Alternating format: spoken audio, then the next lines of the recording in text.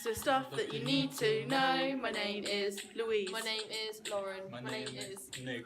This is our video. This is our video. This is the stuff that you need to know. Fixed joints are removable and they're interlocked. An example of this is your cranium. Okay, so slightly movable joints is the vertebrae. It's not freely movable, as you can see. And the last type of joint is a synovial joint, which is the knee and the shoulder. It is freely movable and it can move a lot. And here we have another example of the shoulder being indicated here, and another example of our knee being pointed at here.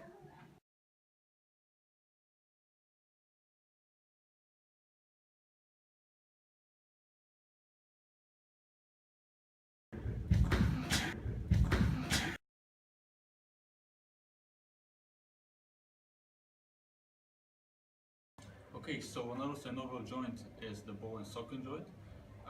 This is basically the shoulder and the hip. The movements are basically flexion, extension, rotation around the joints, also abduction and adduction.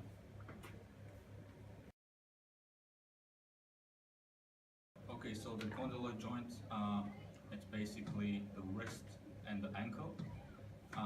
The movements are dorsiflexion and plantar flexion. Also, they have rotation in the wrist and the ankle. On the wrist, you can also get supination and pronation.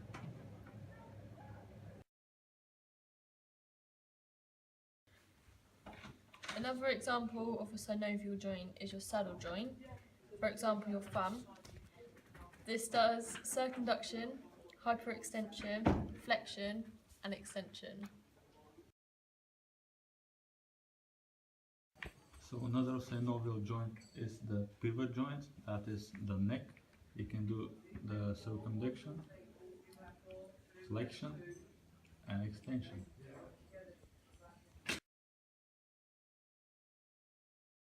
Another example of a synovial joint is gliding. This has limited movement. This occurs in your metatarsals and your phalanges and your metacarpals and your phalanges. Here's a routine we made earlier.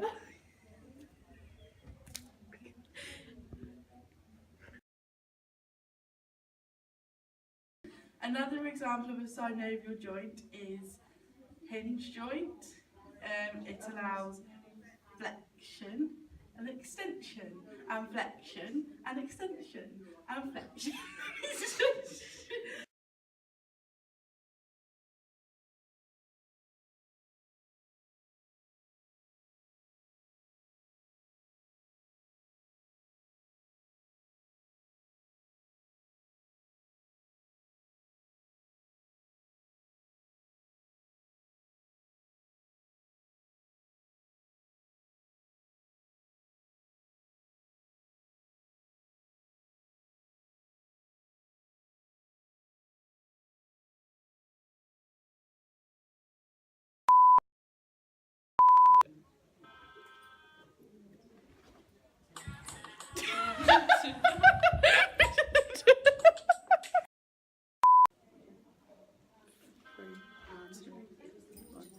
This is the stuff that you need to know. My name is Louise. My name is Lauren.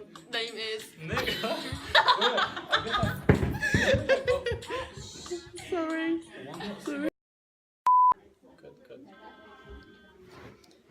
This is the stuff that you need to know.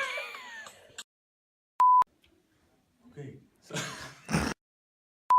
Another example of a synovial joint is gliding. Wait, is that right?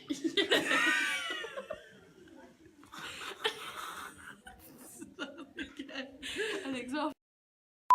Another example of a synovial joint is a hinge joint. It allows flexion flexion, Wrong way round. and extension.